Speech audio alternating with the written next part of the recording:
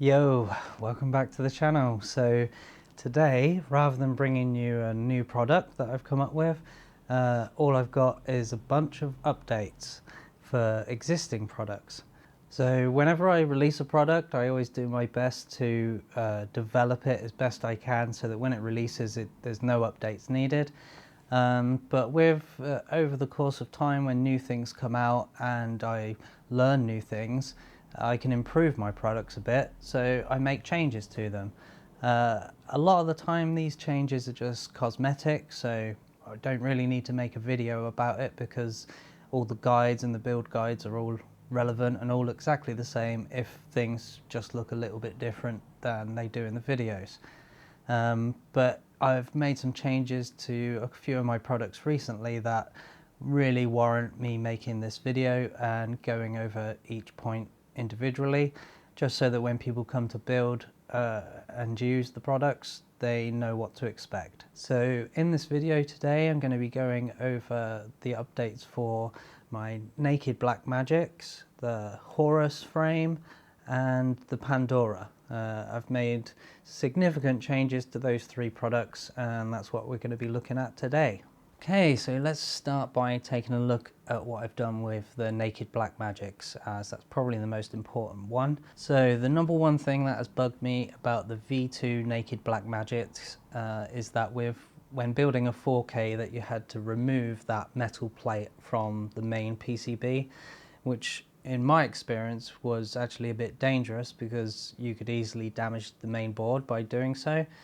Never liked showing people how to do that because it's really dodgy, and yeah, I just never liked that. So I really wanted to change, I wanted to fix that so you no longer had to remove that metal plate. So basically I've just moved the ribbon cable out a bit further, both on this top board and the board underneath, and that means that the ribbon cable goes in away from that metal plate, so you no longer have to remove that metal plate. And you can see here that the ribbon cable just nicely feeds underneath and plugs directly into the board underneath. The next thing I didn't like about the my V2 Naked Blackmagics were the way the lights worked on the back, and the fact that the red light never really turned red and it was more of like an orangey colour, but it was hard to tell the difference between when it was green and when it was red when you were outside in daylight. So I've made the point of redesigning the rear end so that we've got this two light system, so it turns green like this when you turn the camera on, and then a secondary light turns red when you're recording.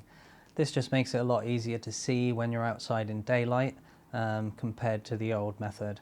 This has actually been in place for a long time, and I think most people who have bought the kit have got this variation.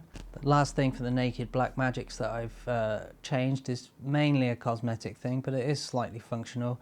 If you'd seen the build guide before, you will have seen that the 6K cable had to have that foil tape applied to it to stop any interference. So with these new ones, it's got what's called an EMI coating on, so that black coating is actually anti-interference coating, so that prevents them from getting any weird interference from the main board. Okay, so moving on to the Pandora. Not a lot needed to change with the Pandora, but due to the scarceness of the upward gimbal mount that is used to build a Pandora, I had to have a look to see if any of the other upward gimbal mounts worked, and luckily I was able to find this one. This is called the M210 V2 upward gimbal mount, and you can see it's got this black bit at the front. The connector and the cap on the back of it that needs to be removed is a bit different. To do so, you have to undo these two bolts and open it up, and then if I show you here on my one that's already open, you can see it's got these two MIPI cables inside, which you have to undo and feed through the top cap, and then you can plug them back in like that and refit them. It actually makes it a little bit easier to fit that little connector thing inside the Pandora, and with the one wire coming out, it's maybe a little bit cleaner. But a side effect of having to use the V2 is that I couldn't use those little plastic riser things and mount that to the carbon rails the same way. So I've had to change the way that the gimbal is attached to the carbon plate, and you use the metal rails that actually come with the upward gimbal mount now, and you flip them over so that the mounting holes go inwards rather than outwards.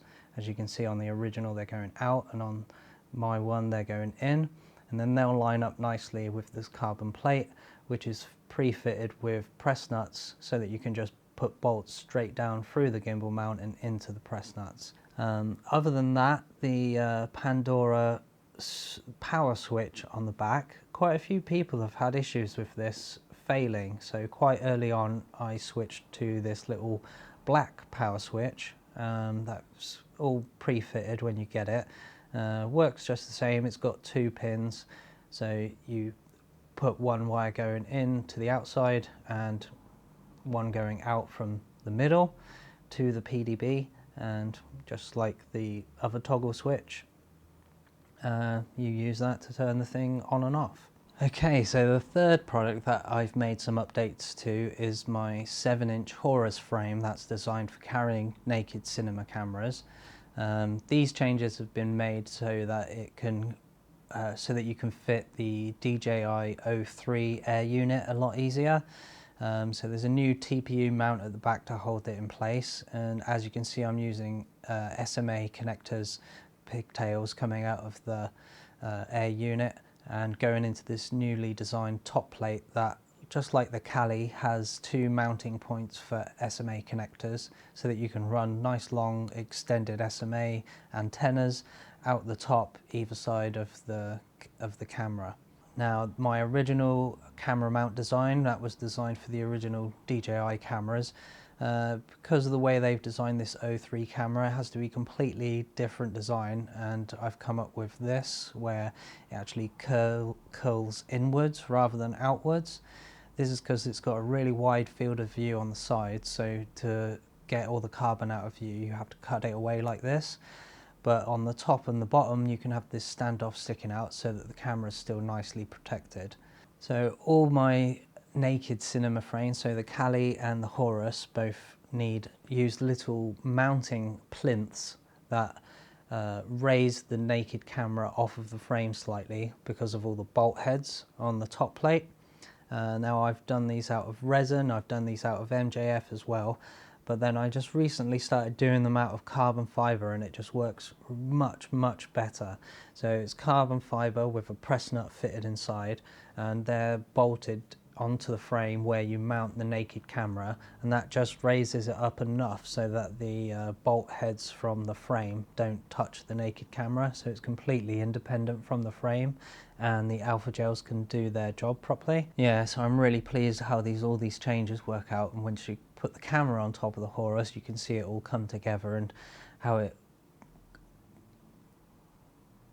results in a really nice naked cinema setup.